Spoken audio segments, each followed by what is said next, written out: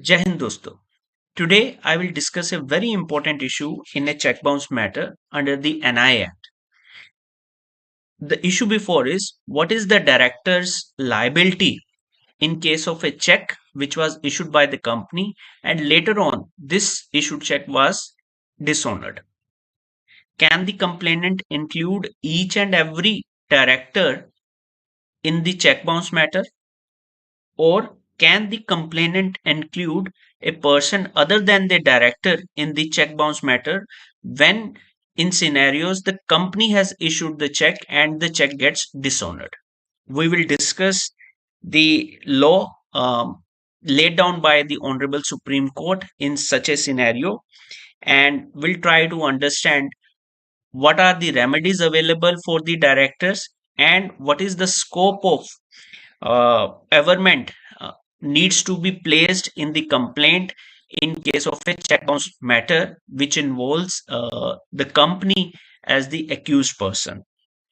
Let's discuss now onwards. So as you can see, typically the complainant tried to include each and every director in case of check bounce matter when the company has issued the check and the check gets dishonored. The reason behind this strategy is to place pressure on the individually on each of the directors so that they can the push the management to release the payment of the complainant. However, leaving aside this strategy, the key question before us is, are the directors really liable for the payments in the check bounce matter? Or, in other words, are the directors vicariously liable to pay to the complainant when the check gets dishonored? Uh, we need to understand what is the personal liability of the each of the directors in the check bounce matter. So let us discuss the law laid down by the Honorable Supreme Court of India in relation to the director's liability in the NI case.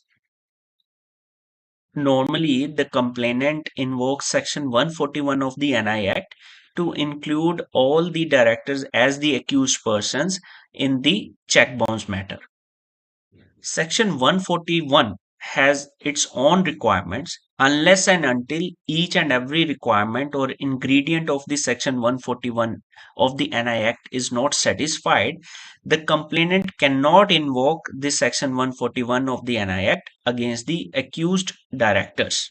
The Honorable Supreme Court has laid down the law while interpreting the Section 141 of the NI Act. First and foremost, the Supreme Court held while interpreting the Section 141 that the person who is in charge and responsible to the company for the conduct of the business of the company should only be made accused in the check bounce matter. Supreme Court clearly said that a complainant cannot invoke the Section 141 against every officer of the company who is not at all aware of the business transactions in relation to that particular check.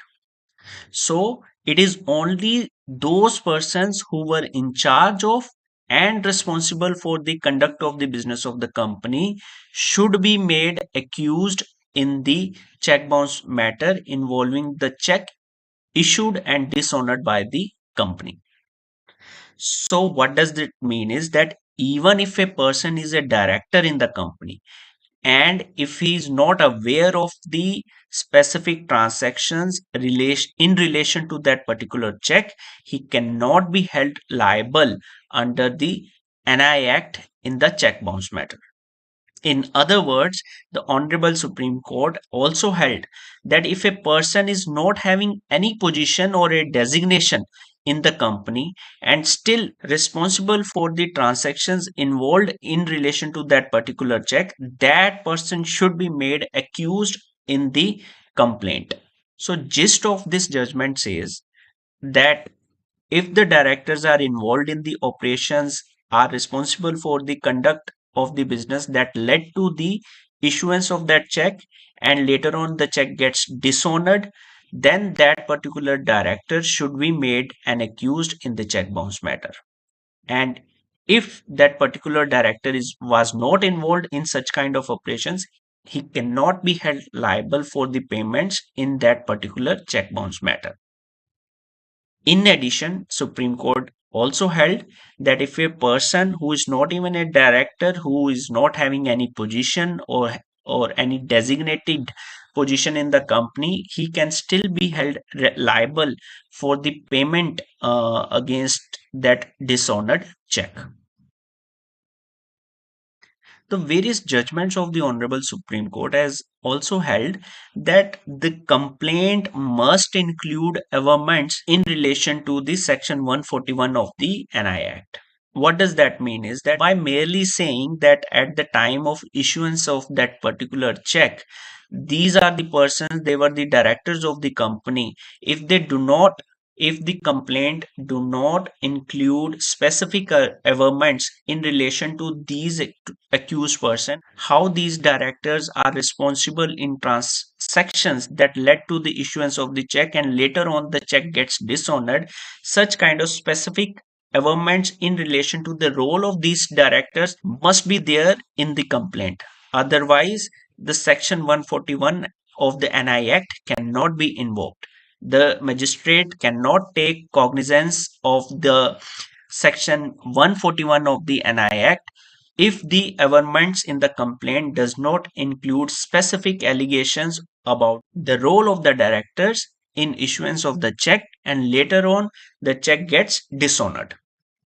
However, if the complaint includes the basic averments, if the complaint includes your role being a director, how you were responsible for the transactions that led to the issuance of the check, and you were responsible for dishonoring of that check, then you need to be make sure that if you are approaching High Court for quashing petition under 482 CRPC, the Supreme Court has held that in such a scenario, the directors must furnish some sterling, incontrovertible material or acceptable circumstances to substantiate their contentions. Otherwise, the High Court would simply send you back to the magistrate to face the trial proceedings. So, in simpler words, you have to satisfy to the High Court that you do not have any role in the issuance of particular check which later gets dishonored, and you will satisfy the High Court only with the documents or with the certain circumstances which will establish that you were not the part of the transactions, you were not in charge or the responsible for the conduct of the business of that particular company during the time when the check was issued and later on gets dishonored. So I sincerely hope that this video would have helped you in understanding the law laid down by the Honorable Supreme Court of India in relation to the director's liability in the NI Act. So if I summarize the findings, the complaint must include the specific averments in relation to the allegations of these directors, how they are responsible for the transactions that led to the issuance of check and later on the check gets dishonored. If specific averments are not there, the Section 141 of the NI Act cannot be invoked against the directors. If the specific averments are there, then the directors, while approaching the High Court for quashing the summoning order or the criminal proceedings against them in the NI Act, must produce a material on record before the High Court which can substantiate their contentions. Thank you very much for going through this video.